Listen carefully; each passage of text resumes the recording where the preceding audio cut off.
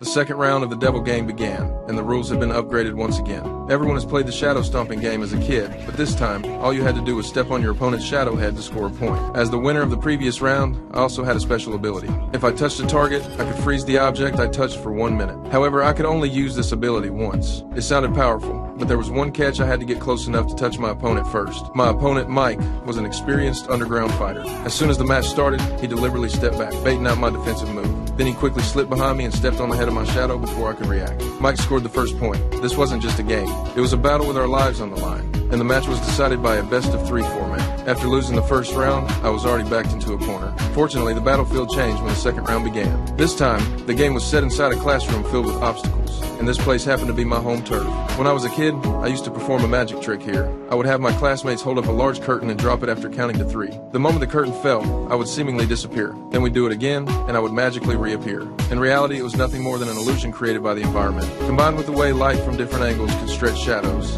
If I used those visual tricks correctly, I could set a perfect trap. With the help of my 2 friends, we successfully lured Mike outside the classroom. When he saw what looked like the head of my shadow sticking out near the doorway, he didn't hesitate for a second and immediately stepped on it. But that wasn't my shadow at all. It was just a fake image created by desks, chairs, and carefully placed lighting. The next second, I vaulted out of the classroom window. Before Mike could figure out what was happening, I stepped on the head of his shadow. The score was tied at 1-1. As for the vanishing magic trick I performed as a child, it had actually relied on the balcony behind the classroom to create the illusion of suddenly disappearing. Before long, we entered the final round. This time, the battlefield was even more complicated. Only a handful of lights in the entire area were capable of casting visible shadows. In an environment like this, someone who relied on strategy like me clearly had the advantage. More importantly, I still hadn't used my special ability. But at that moment, Mike secretly brought in outside help. The newcomer was a veteran player who possessed 5 devil keys. Meanwhile, I was busy setting up a trap for the final showdown. First, I cut the rope holding up the stage curtain. Then I activated my time stop ability and froze the falling curtain in place.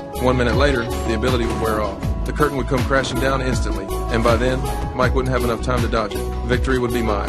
Everything unfolded exactly as planned. After calculating the timing, I deliberately revealed myself and slowly lured Mike beneath the curtain. Just as I expected, he took the bait. Before long, he chased me right into the designated spot. But when the countdown finally ended, something unexpected happened. The curtain never fell. It turned out that the veteran player had already seen through my plan. He grabbed the rope ahead of time and forcibly prevented the trap from activating. But in critical moments, the most dangerous thing isn't always your enemy. Sometimes it's an unreliable teammate. Even though Mike's side had already gained a huge advantage, he suddenly became overconfident. Instead of ending the game immediately by stepping on my shadow, he decided he wanted to beat me up first. But he forgot one